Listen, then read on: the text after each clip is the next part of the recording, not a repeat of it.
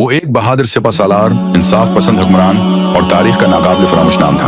وہ ایک ایسا حکمران تھا جس نے اپنی بہادری، انصاف اور تقوی سے تاریخ میں اپنا نام سنہری حروف میں لکھوایا۔ وہ عظیم شخصیت عراق میں پیدا ہوئے۔ ان کا تعلق ایک عام فوجی خاندان سے تھا، مگر قسمت نے انہیں ایک عظیم جنگجو اور فاتح بنایا۔ وہ ایک ایسے دور میں پیدا ہوئے جب مسلم دنیا مشکلات کا شکار تھی، صلیبی جنگیں عروج پر تھیں اور بیت المقدس مسلمانوں کے ہاتھ سے جا چکا تھا۔ وہ کون تھا؟ وہ تھا سلطان صلاح الدین ایوبی، ایک ایسا فاتح جو صرف سرزمین ہی نہیں بلکہ دلوں پر بھی حکومت کرتا تھا۔ لیکن آخر وہ لمحہ کب آیا جب صلاح الدین نے تلوار اٹھانے کا فیصلہ کیا؟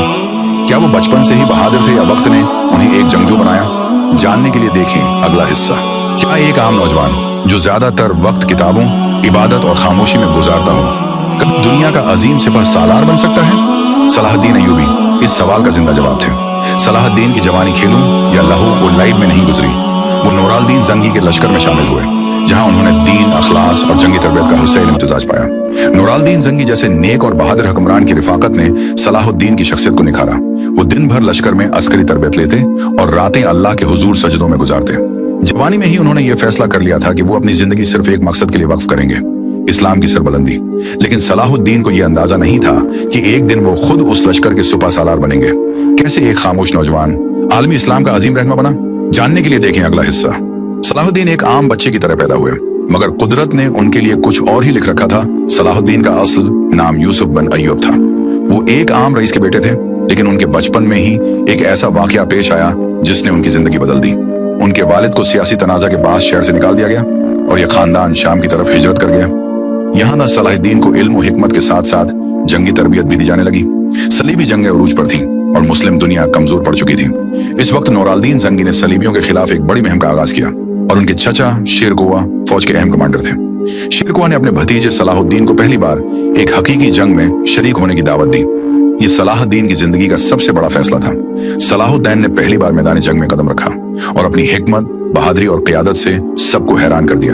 وہ نہ صرف دشمن کے حملوں کو روکتے بلکہ ایسی چالیں چلتے کہ دشمن بوکھلا جاتا۔ ان کی شجاعت اور ذہانت نے انہیں شیرکوہ کا قریبی معاون بنا دیا۔ مگر کیا یہ صلاح الدین کی قسمت کا اختتام تھا یا ان کی کامیابیوں کا آغاز؟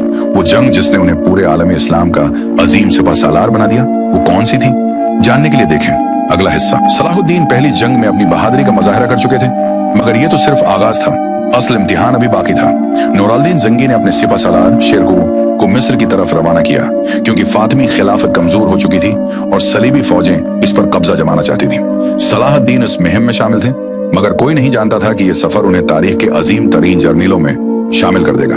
مصر میں صلیبی فوجوں کا قبضہ قریب تھا، مگر صلاح الدین نے اپنی حکمت اور جنگی مہارت سے فاطمیوں کو شکست سے بچا لیا۔ ان کی بہادری اور قیادت سے نورالدین زنگی بے حد متاثر ہوئے۔ یہ وہ لمحہ تھا جب عالمی اسلام نے پہلی بار صلاح الدین کو ایک حقیقی لیڈر کے طور پر دیکھا۔ لیکن کیا صلاح الدین کی فتوحات یہیں ختم ہو گئیں؟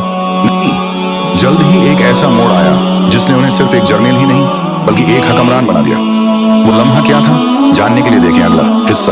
مصر کی فتح نے صلاح الدین کو ایک غیر معمولی جرنیل کے طور پر ثابت کر دیا تھا، مگر ابھی تاریخ کا سب سے بڑا معرکہ باقی تھا۔ 1171 میں صلاح الدین مصر کے حکمران بن گئے اور فاطمی خلافت کا خاتمہ کر کے ایک مضبوط اسلامی حکومت قائم کی۔ ان کا سب سے بڑا خواب تھا بیت المقدس کی آزادی۔ 1188 میں وہ لمحہ آیا جس نے تاریخ بدل دی۔ صلاح الدین نے حطین کے میدان میں صلیبیوں کو زبردست شکست دی اور یروشلم بیت المقدس کو آزاد کروا لیا۔ یہ مسلمانوں کے لیے ایک تاریخی کامیابی تھی جسے دنیا آج بھی یاد کرتی ہے۔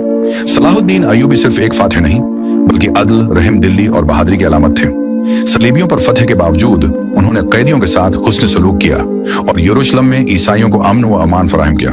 ان کا نام ہمیشہ تاریخ میں زندہ رہے گا۔ یہ تھی اسلامی تاریخ کے سب سے بہادر سپہ سالار کی کہانی۔ کیا آج بھی ہم میں صلاح الدین ایوبی جیسے لیڈر موجود ہیں؟ کمنٹ میں اپنی رائے دیں۔